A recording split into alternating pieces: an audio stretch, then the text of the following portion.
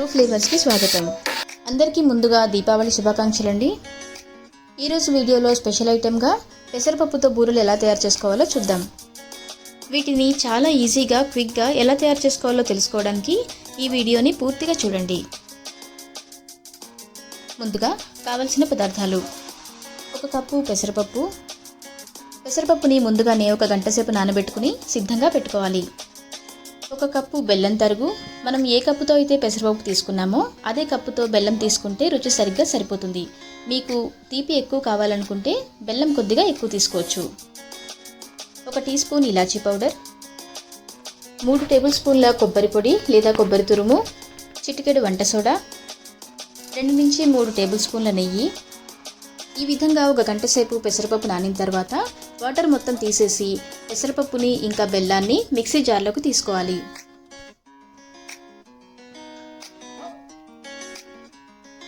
దీన్ని ఈ విధంగా మెత్తటి పేస్ట్లా గ్రైండ్ చేసుకోవాలి.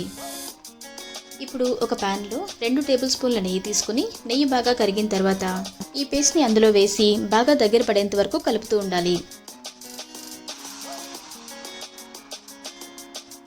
దీనిలో ఇప్పుడు ఇలాచీ పౌడర్ కూడా యాడ్ చేసుకుని దగ్గర పడేంత వరకు కలుపుతూ ఉండాలి.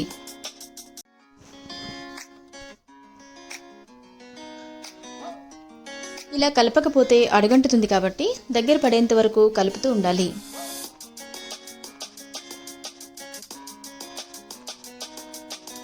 ఇలా దగ్గర పడిన తర్వాత దీనిలో కొబ్బరి పొడిని కూడా యాడ్ చేసుకుని బాగా కలుపుకోవాలి.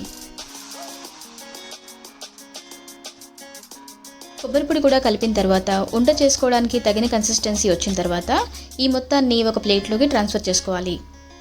ఇది చల్లారేలోపు తోపు కోసం పిండి రెడీ చేసుకుందాం.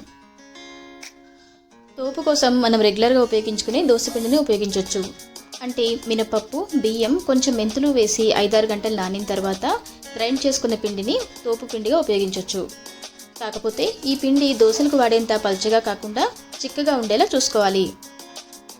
దోస పిండిలో ఉప్పు యాడ్ చేసుకున్న తర్వాత తోపుకి సరిపోయేంత పిండిని ఒక బౌల్లోకి తీసుకుని ఒక చిటికెడు వంట సోడాని యాడ్ చేసుకోవాలి.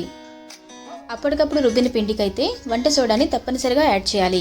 అదే మీరు ముందు రోజు రాత్రి పిండిని ఉపయోగిస్తున్నట్లయితే వంట సోడా యాడ్ చేయకపోయినా పర్వాలేదు. ఈలోగా మన పూర్ణం మొత్తం చల్లారిపోయి ఉంటుంది. దీన్ని ఇప్పుడు చేతికి కొంచెం నెయ్యి రాసుకుని చిన్న చిన్న ఉండల్లా తయారు చేసుకోవాలి. పూర్ణం పూర్తిగా చల్లారిన తర్వాత మాత్రమే ఉండలు చేసుకోవాలి, లేదంటే మనం బూరెలు నూనెలో వేయగానే విరిగిపోయే అవకాశం ఉంది.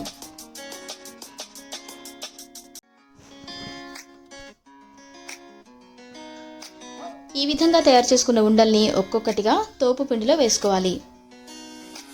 ఇప్పుడు ప్యాన్లో డీప్ ఫ్రైకి సరిపడేంత ఆయిల్ తీసుకుని ఆయిల్ బాగా మరిగిన తర్వాత దోస పిండిలో వేసుకున్న పూర్ణాలని పిండిలో బాగా ముంచి చేత్తో కానీ స్పూన్తో కానీ ఆయిల్లో వేసుకుని డీప్ ఫ్రై చేసుకోవాలి.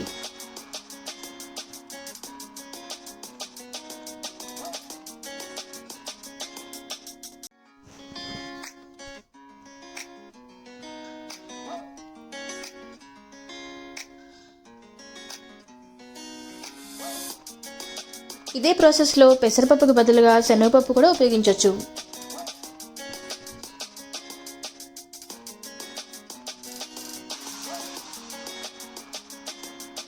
చూసారు కదా, ఈ విధంగా ఎంతో రుచికరమైన పెసరబూరల్ని చాలా ఈజీగా తయారు చేసుకోవచ్చు.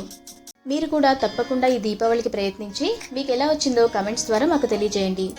వీడియో మీకు నచ్చినట్లయితే లైక్ చేయండి, షేర్ చేయండి. అలాగే మా ఛానల్ని మీరు ఇంకా సబ్స్క్రైబ్ చేయకపోతే వెంటనే సబ్స్క్రైబ్ చేసుకోండి. మరొక టేస్టీ రెసిపీతో మళ్ళీ కలుద్దాం.